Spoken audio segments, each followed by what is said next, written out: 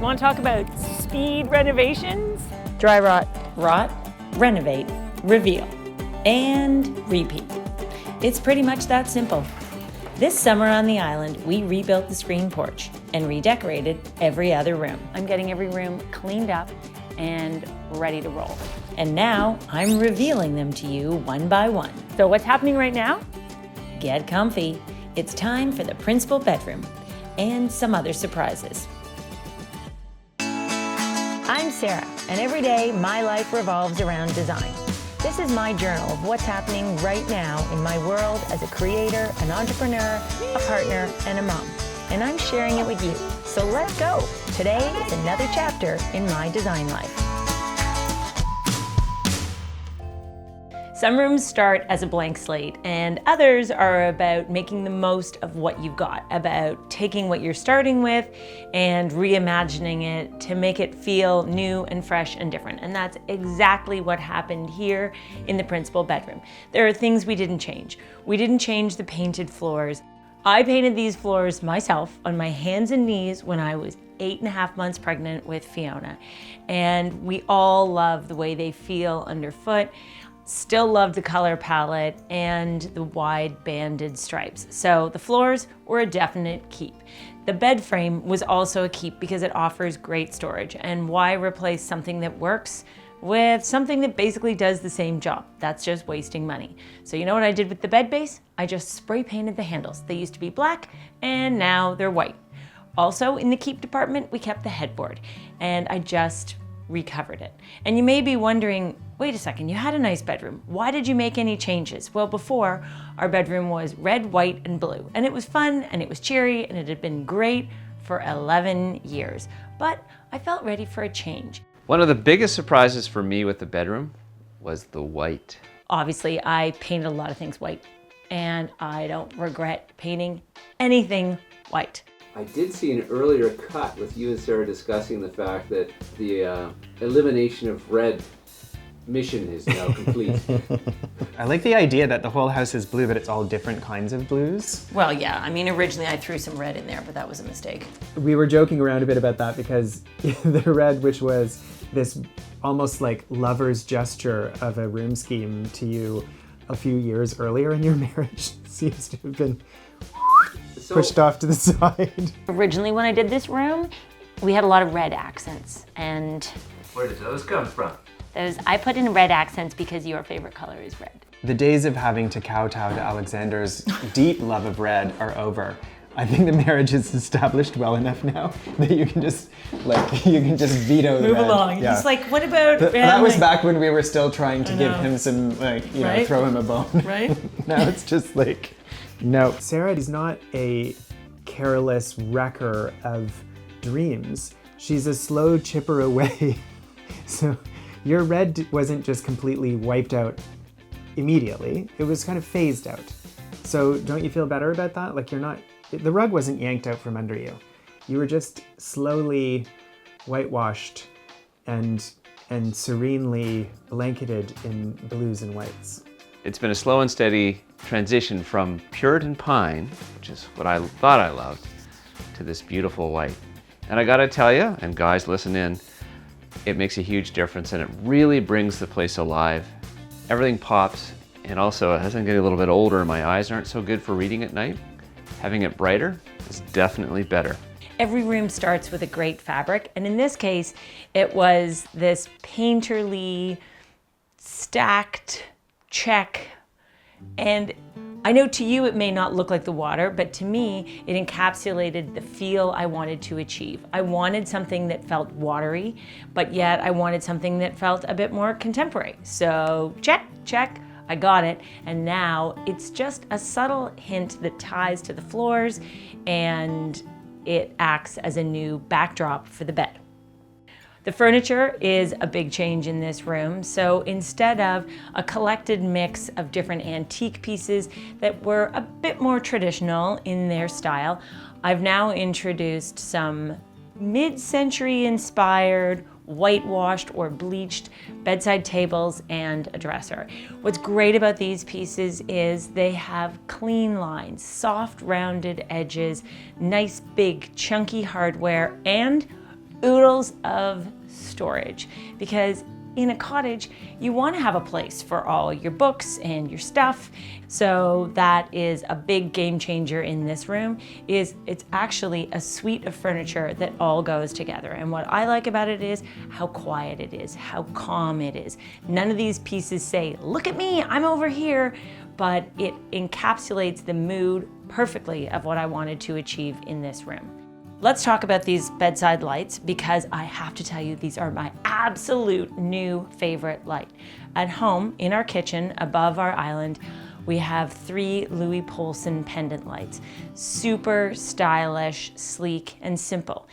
In Sarah Off the Grid Season 2, in the kitchen, I installed some Louis Poulsen wall sconces. And now I've found my 3rd favorite Louis Poulsen fixture, and they're these wall-mounted swing arm sconces. They are amazing. They are sleek, they are clever, they are LEDs, so they're super energy efficient. They have 2 settings, bright, dim, and even a timer. And you're never gonna knock them over. The wind will never blow them over. And okay, you can tell I'm a big fan of crisp, contemporary, modern lighting.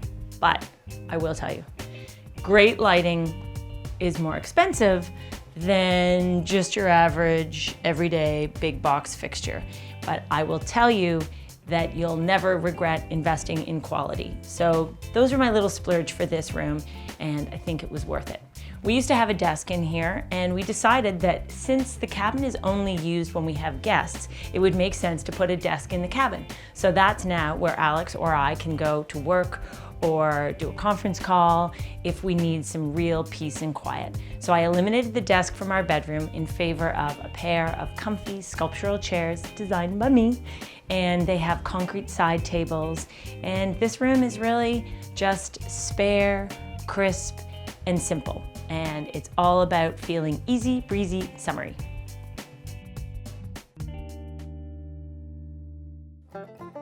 The water closet that's in between the principal bedroom and Robin's bedroom got just the teeniest, tiniest of tweaks, but it's a game changer. We were prying and shoving and twisting and grooving and moving, and look at that though.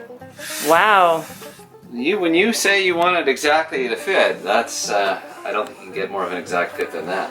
Look how sharp that looks, and it's not even finished. Woo! I guess you're still, I think you went swimming in your boxer shorts? Actually, I urinated myself. I was so excited about getting this sink in. No, it was definitely swimming in boxers. I've seen the video. Oh yeah! We always had a little vanity in there with a marble top, but it was a piece that we'd repurposed, and it didn't fit quite right. So instead, I got a very inexpensive wall-hung, ready-made vanity. I think it was about $300. And then I found a scrap piece of marble, and Tony, my fabricator, cut it, and it fit. Literally, you couldn't get a piece of marble to fit better than this fits, and it's just sleek and simple and side to side. The towel bar has always been here. This is an original from 11 years ago, and it's chrome with a glass rod. It's nostalgic for me. It's a vintage towel holder. I know this is such a small thing, this little towel bar, but in order to tie it all together and make keeping that make sense, I found some glass and chrome hardware that is on this simple, inexpensive wall mount vanity, and it looks terrific. I kept the original chrome faucet and the original round porthole mirror. So by changing very little and painting everything white, it all changed a lot. That is our simple water closet overhaul. But that's not everything. I've still got to show you the cutest little laundry room. Let me tell you a story about way, way back. A long time ago, once upon a time, we had no laundry on this island, and it was very sad. We used to have to pack up our laundry, and we'd go and visit Alex's mom and take our laundry there. Then we had laundry that was outside in kind of storage cupboard. That was tricky. A couple years ago, Alex made a big change, and he figured out how to build in the laundry on the deck just off our bedroom. That was great. But then this year, my laundry situation got even better. I mean, look at the things that make me happy. Having efficient laundry right here that is now enclosed is awesome. This laundry room is teeny tiny. The machines just tuck right in. But what's interesting is this laundry room has been created in the junction between our new porch with the cathedral ceiling that it has and the overhang of the roof from the original cottage. So this is really a story about taking what you've got and making the most of it. The laundry room, I have to say, I'm very proud of. And while we did lose that deck, it's not a big deal because most of the time we had a north wind, it was cold and breezy up there, so we never actually used it. Some of you might think, what? Why would you get rid of a private roof deck? Well, when Alex and I are here, we're here with the kids, we're here with our friends, we're here with our families, and we're not trying to escape and ignore everybody. We also have so many other great outdoor areas that it just seemed redundant. So we said goodbye to the porch in favor of having a peaked roof and a better new room. So getting rid of it in favor of the pitched roof not only gives us a longer lasting roof because it's pitched, a flat roof is a little trickier over time, but it also gave us the nooks for storage and also for the laundry. We've got the dryer tucked in the space that is actually part of the roof of the porch, and we have the washing machine tucked in the overhang of the original roof. And in order to make sure that when you come in to the room, you're not looking at the laundry machines, we installed a pair of barn door tracks, and we put them side by side, and then we made 2 barn doors. These are super easy, so I need to tell you what we did. We got a sheet of 4x8 plywood and had it cut perfectly in half at the store. So we had 2 ready to go 4x4 sheets. Then we trimmed them to make them look like a shaker panel using some leftover rough sawn boards. And we added a little piece around the outside just to give it a finishing detail. Alex made them, yours truly painted them, and then we installed them. So now they slide open and close to hide the dryer. Our agenda for the laundry room was to create an efficient space and use up a whole bunch of leftover materials. So that was the key. We made some shelves to hold supplies above the washing machine, and I basically got a new little linen closet out of leftovers. We chopped up boards that were kicking around the site. We made a floating edge on one side. I painted all the shelves. I painted the laundry room. I did it whenever I could find an hour or 2 hours, so it took me a little while to actually finish it. But now that it's done, it gives me great linen storage, towel storage. It's an easy place to do the laundry, and you may notice that we kept the original glass door that went out onto the deck. We kept the door because it's sort of a fun nod to how it used to be, and with the drapes on it, we can close it all off, or we can let the light stream in. So really, we get the best of both worlds. And I've got laundry whenever I need it, which I run more often than Alex wants me to. Because I gotta haul all that propane for that dryer.